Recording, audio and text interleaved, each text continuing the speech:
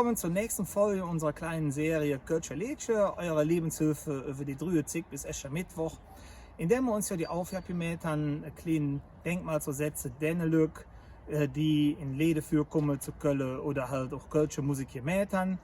Ob Komponisten, Texter, das alles hatten wir ja bis jetzt. Und jetzt haben wir einen, der ähnlich so ja keine Musiker war, sondern durch sein Schaffen und Tun musikalisch Denkmal gesetzt bekommen hat in dem Lied Kajas Nummer 0.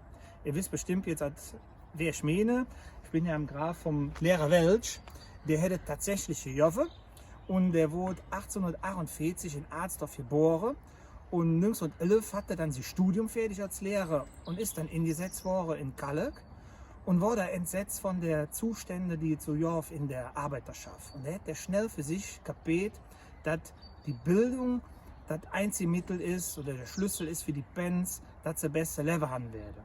Und er hätte alles drin gesetzt, hätte auch die Pädagogen da sein ein bisschen überladen und hätte dann eine ganz neue Formen, fortschrittliche Formen geprägt von Pädagogik. Da hätte der Rohrstock zum Beispiel ja keine Rolle mehr spielen. Der hätte auf Sekele, der hätte eine Ebene aufgebaut mit der Bands. Und das war jetzt nie, wie man normalerweise so als Lehrer hat. Das war im Prinzip der Sozialpädagoge, der Jorvet der Begriff noch ja nicht, der hätte das gemacht. 1905 hätte er eine Schule abgemacht, eine Hilfsschule in Kalk und hätte da über das Pädagogendasein noch gewirkt, gesellschaftspolitisch, wenn man so will. Der hätte dann dafür gesorgt, dass die Pens neben der Schule auch gut betreut worden sind. Hätte dann zum Beispiel auch der Mädchen geholfen, wenn die irgendwie Fistanell gehabt haben, ne? Und waren dann ungewollt schwanger, dann sind die ja in der Familie verstößen worden damals. Und dann hätte er sich darum gekümmert und hätte dann wieder die Bande geknüpft, dass die Pens wieder heim hatten. Das war natürlich ein Jodsache. Dann hätte eine Bibliothek gegründet, die erste Volksbibliothek, wenn man so will, zu Köln, mit 1700 Büchern. Die haben dann Industrielle gestiftet, auch hier wieder Hintergrundbildung, ne? Lesen macht schlau, ne? Und das war einfach so, dass er sich halt über das Lehrerdasein hinweg viel Gedanken gemacht hat. 1914 ist er dann aus dem Schuldienst ausgetrocknet oder ausgeschieden, wenn man so will. Und war da ein sehr anerkannter Mann zu Köln. Und das sieht man auch hier an dem Graf, das ist ein Ehrengraf, was halt von der Stadt Köln geflasht wird. Das sieht ja auch aus. Ja, guten Abend zusammen. Hier ist das düste Woche auf meiner Expedition hier durch Köln in Sachen Heinrich Welsch. Aber ich will dem Mann auch gerecht werden. Deswegen schaue ich doch gerne Mühe. Ich habe mich jetzt halt abgemäht von rechts nach links rein, hier quasi in die Kajas.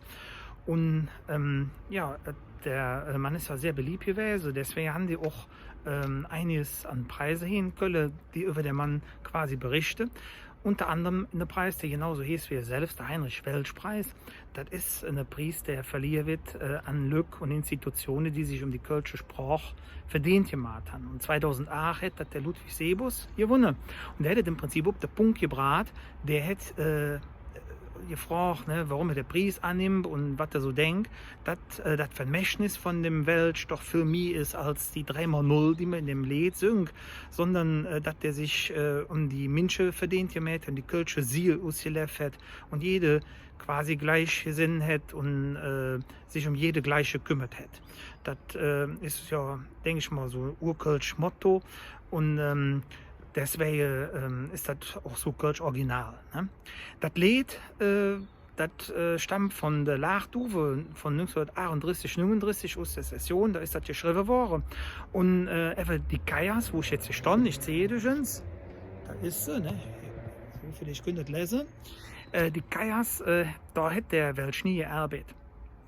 Jetzt fragt man sich, ne, warum haben die das dann so geschrieben? Ne? Das wäre doch ganz anders gewesen. Aber das hat einen ganz profanen Grund, das hat mit dem Versmaß zu tun.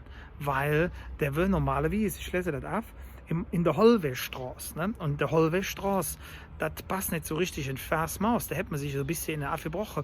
Ist aber auch nicht so kölsch. Ne? Die Kajas, das klingt halt ein bisschen besser. Ne? Und deswegen ist das auch dann quasi, stell mir so, da kann man besser lesen, glaube ich. Ne? Deswegen haben die das so auch geschrieben und ist ja auch in der falschen Woche, auch wenn das nicht ganz richtig ist. Aber das ist auch ein bisschen Kölsch, man dreht sich das dann so, wie es halt passt. Ne? Okay, ich spiele das jetzt, aber dafür schalte ich dann wieder auf der Kirche auf, wo ich evans war. Da war es hell und dann spiele ich das Lied, wie ihr dann sehen könnt, dann an dem Graf. Ich wollte das nur gerade dazwischen schieben, weil das einfach nicht passt und ich wollte mich einfach an der Ort stellen, weil ich das ja bei der einen oder anderen Film auch so mache. Okay, dann noch viel Spaß und Lot wieder drin. Wenn es wieder hieß, Kölsche Lädsche, die nächste Folie kommt dann. Bis dann, blieb gesund.